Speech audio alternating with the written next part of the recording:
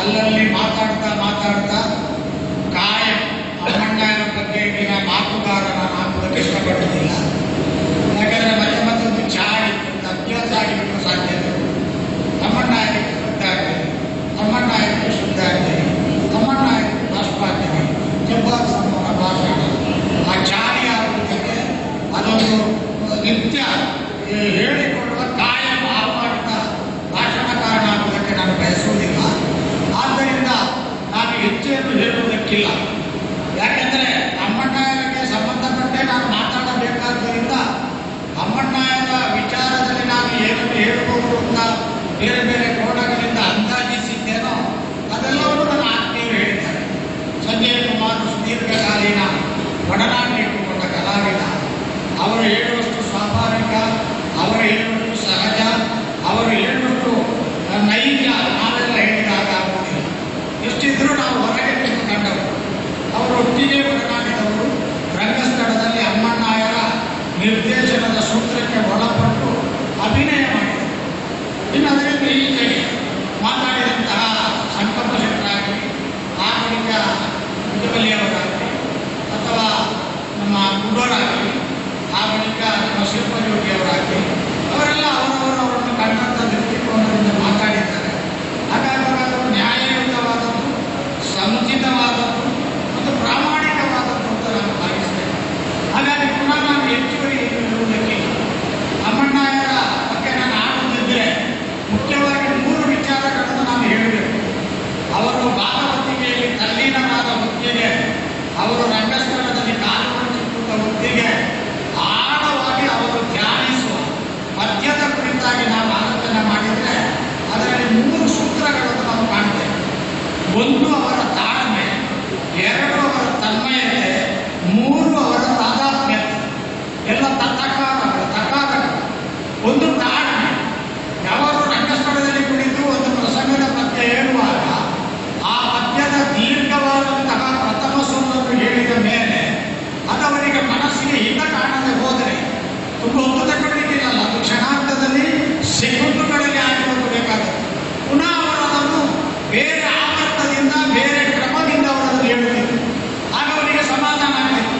ಅದಕ್ಕೆ ತುಂಬ ತಾಳ್ಮೆ ವಹಿಸ್ತಿದ್ರು. ಅವರ ಮುಖದಲ್ಲಿ ನೆಲೆಸುವ ದಿವ್ಯವಾದ ಶಾಂತಿ, ತೃಪ್ತಿ ಅದನ್ನು ಸೂಚಿಸ್ತಿತ್ತು. ಈ ಪದ್ಯವನ್ನು 2ನೆಯ ಸಲ ಹೇಳಿದಾಗ ಅಮ್ಮಣ್ಣಾಯರಿಗೆ ಸಮಾಧಾನ ಆಗಿದೆ ಎನ್ನುವುದು ಅವರ ಮುಖದಲ್ಲಿ ಬಿಂಬಿತವಾಗುತ್ತಿತ್ತು. ಹಾಗಾಗಿ ಪದ್ಯ ಹೇಳುವಾಗ ಅವಸರ ಮಾಡಲಿಕ್ಕಿಲ್ಲ. ಯಾವ ಕಾರಣಕ್ಕೂ ತಡವಾಗುವುದೋ ಎನ್ನುವ ಒಂದು ಯೋಚನೆ ಮಾಡಲಿಕ್ಕಿಲ್ಲ. ಪರಿಪೂರ್ಣವಾದಂತಹ ತಾಳ್ಮೆಯನ್ನಿಟ್ಟುಕೊಂಡ ಪದ್ಯವನ್ನು ಹೇಳುವುದನ್ನು ನಾನು ಅನೇಕ ಸಲ ಗಮನಿಸಿದ್ದೇನೆ. ಇನ್ನು ತನ್ಮಯತೆ. ಸಾಧಾರಣವಾಗಿ ನನಗೆ ನಾವು ಯಕ್ಷಗಾನದಲ್ಲಿ ಪಾತ್ರ ಮಾಡುವಾಗ ಆ ಪಾತ್ರದ ಒಳಗೆ ಪರಕಾಯ ಪ್ರವೇಶ ಮಾಡಬೇಕು ಅಂತ ಲೆಕ್ಕ. ಹೊರಗೆ ನಿಂತು ವಕಾಲತ್ತು ಮಾಡಲಿಕ್ಕೆ ಬರುವುದಿಲ್ಲ. ಕರ್ಣನ ಅರ್ಜುನನ ಆಗುವಾಗ ಹೊರಗೆ ನಿಂತು ಅದಕ್ಕೆ ವಕಾಲತ್ತು ಅಥವಾ ಅದಕ್ಕೆ ಸಮರ್ಥನೀಯವಾದ ಮಾತುಗಳನ್ನು ಅಡ್ಡ ಹೇಳುವುದೋ, ಉದ್ದಕ್ಕೆ ಹೇಳುವುದೋ, ಎತ್ತರಕ್ಕೆ ಹೇಳುವುದೋ ಬರುವುದಿಲ್ಲ. ಆ ಪಾತ್ರದ ಒಳಗೆ ನಾವು ಹಾಸುವಕ್ಕಾಗಿ ನಿಲ್ಲಬೇಕಾಗ್ತದೆ. ಅಮ್ಮಣ್ಣಾಯರ ಪದ್ಯಗಳನ್ನು ಗಮನಿಸಿದರೆ ಎಲ್ಲ ಪದ್ಯಗಳಲ್ಲಿ ಅವರು ಪರಕಾಯ ಪ್ರವೇಶ ಮಾಡ್ತಿದ್ರು. ಅವರೇ ಪದ್ಯ ಆಗ್ತಿತ್ತು, ಅವರೇ ಗಾನ ಆಗ್ತಿತ್ತು, ಅವರೇ ಆಲಾಪ ಆಗ್ತಿತ್ತು. ಅವರ ಆಲಾಪದ ಕ್ರಮ ಎಲ್ಲರಿಗೆ ದಕ್ಕುವುದಲ್ಲ. 200 ಕಲಾವಿದರು ಹೇಳಿದರು, ಅವರನ್ನು ಹತ್ತಿರದಿಂದ ಬಲ್ಲವರು. ಅವರನ್ನು ಅನುಸರಿಸಬಹುದೇ ಹೊರತು ಅನುಕರಿಸುವುದು ಕಷ್ಟ. ಖಂಡಿತವಾಗಿಯೂ ಪ್ರಬಲ ಸವಾಲು. ಯಾಕೆಂದರೆ ಆ ರೀತಿಯ ಮಡಚು ಕ್ರಮ ಎಲ್ಲಿಯೂ ಇಲ್ಲ. ಅವರು ಎಲ್ಲಿ ಕೆಳಗಿಳಿಸ್ತಾರೆ, ಎಲ್ಲಿಂದ ದುರ್ತಾರೆ, ಮೇಲೆ ಇರ್ತಾರೆ ಅಂತ ಹೇಳಲಿಕ್ಕೆ ಬರುವುದಿಲ್ಲ. ಈ ಸಲ ಅಮ್ಮಣ್ಣಾಯರನ್ನು ಇಳಿಸಿದ್ರು ಅಂತ ಭಾವಿಸಿದ್ರೆ ತಕ್ಷಣ ಅಲ್ಲಿನ ರಭಸದಿಂದ ಒಂದು ಶಿಖರೀಯ ಸ್ವರೂಪದಿಂದ ಶಿಖರದ ಕಡೆಗೆ ಹೋಗುವ ಗುಣಾತ್ಮಕವಾದಂಥ ಸಂಚಾರ ನಮಗೆ ಕಾಣುತ್ತಿದೆ. ಇದನ್ನು ಇಳಿಯುವುದಿಲ್ಲ, ನೇರವಾಗಿ ಇಳಿಸ್ತೀವಿ. ಹಾಗಾಗಿ ಕಾಲಿಗೆ ನಾವು ಅದರಲ್ಲಿ ಆ ಪದ್ಯದ ಸ್ವರೂಪವನ್ನು ನಾವು ಕಾಣ್ತಿದ್ದೇವೆ. ಗಾರೇಶ್ವರನ ಕ್ರಮ ಇತ್ತು. ಗಾರೇಶ್ವರವನ್ನು ನಿತ್ಯ ಸರಳ ಸಂಚಾರ, ಅದರಲ್ಲಿ ವೈವಿಧ್ಯತೆಯೋ ವೈಭವೀಕರಣವನ್ನು ನಾವು ಕಾಣಲಿಕ್ಕಿಲ್ಲ. ನಿತ್ಯದನ್ನು ಬಹಳ ಸೂಕ್ತವಾಗಿ ನಮಗೆ ಅನುರಾಗವಾಗಿ ಅಭಿಮಾನವಾಗಿರುವುದು.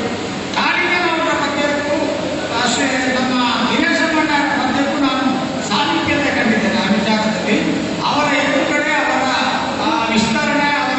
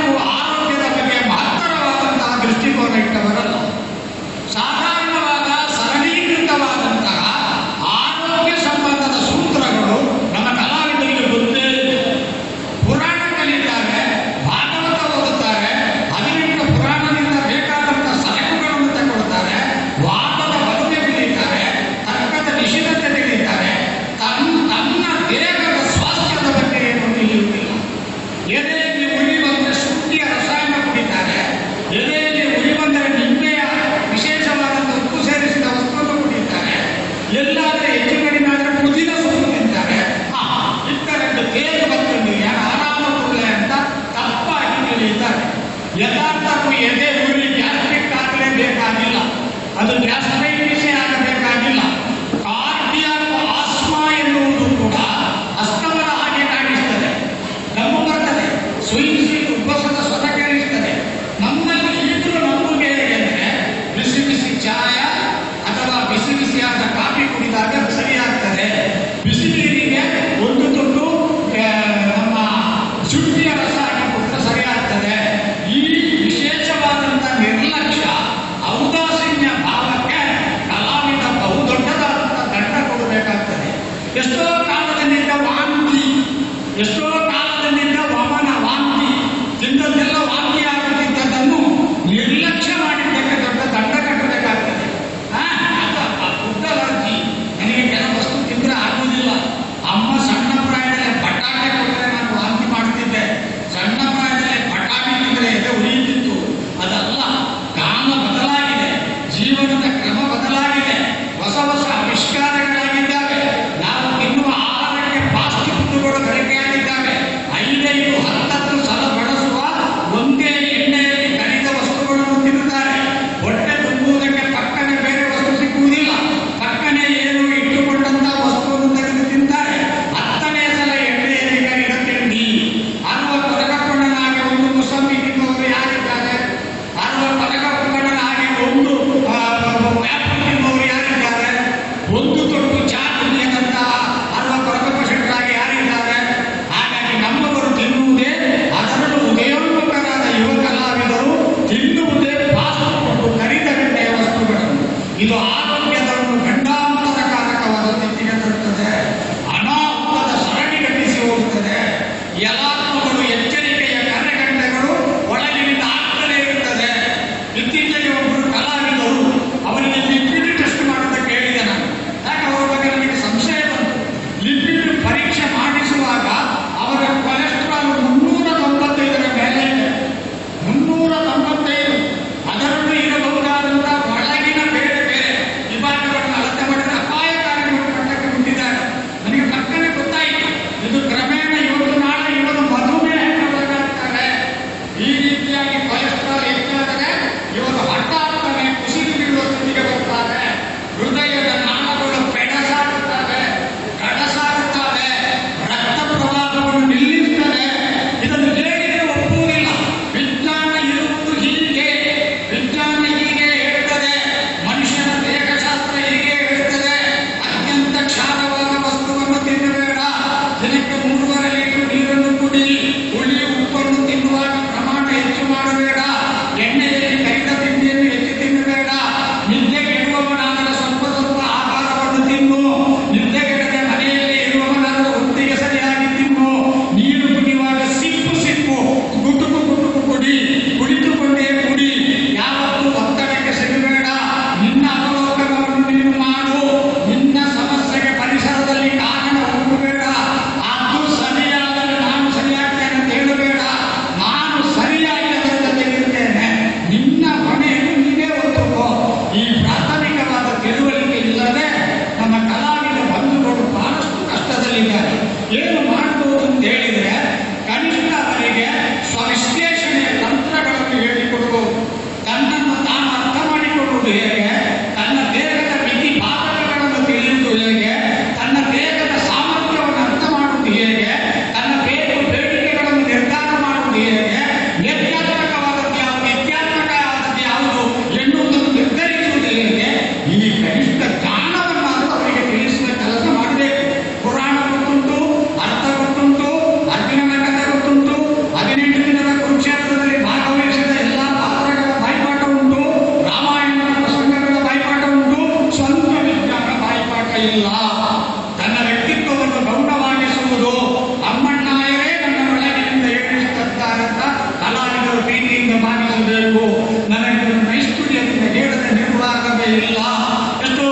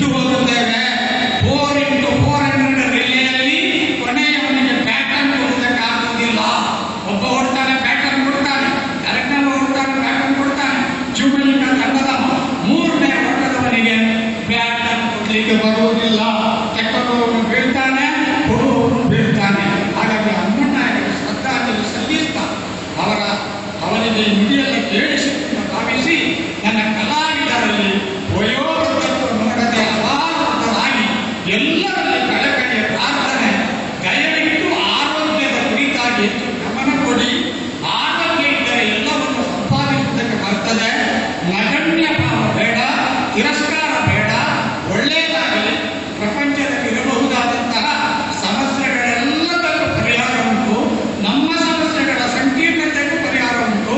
ಹಾಗಾಗಿ ಅಮ್ಮಣ್ಣಾಯರನ್ನು ನೆನಪಿಸುವ ಹೊತ್ತಿಗೆ ಕಲಾವಿದರ ಶಾಸ್ತ್ರದ ಬಗ್ಗೆ ಸಂದೇಶ ಪ್ರಭಾವ ಅವರೇ ಬೀರಿದ್ದಾರೆ ಅಂತ ಭಾವಿಸ್ತಾ ಅವರಿಗೆ ಸ್ವರ್ಗದಲ್ಲಿ ಸ್ಥಾನ ಇರಲಿ, ಗಂಧರ್ವ ಗಾಯಕರ ಬಳಗದಲ್ಲಿ ಹಾಡ್ತಾ ಇರಲಿ ಎನ್ನುವ ಹಾರೈಸ್ತಾ ಕಾರ್ಯಕ್ರಮವನ್ನು ಸಂಯೋಜಿಸಿದ ಶ್ರೀ ನಾವಣ ಮತ್ತು ಬಂಧುಗಳಿಗೆ, ಅವರ ಜೊತೆಗಿರುವ ಸಾಂಸ್ಕೃತಿಕ ಮಿತ್ರರಿಗೆ ಅಭಿನಂದನೆ ಸಲ್ಲಿಸುತ್ತೇನೆ.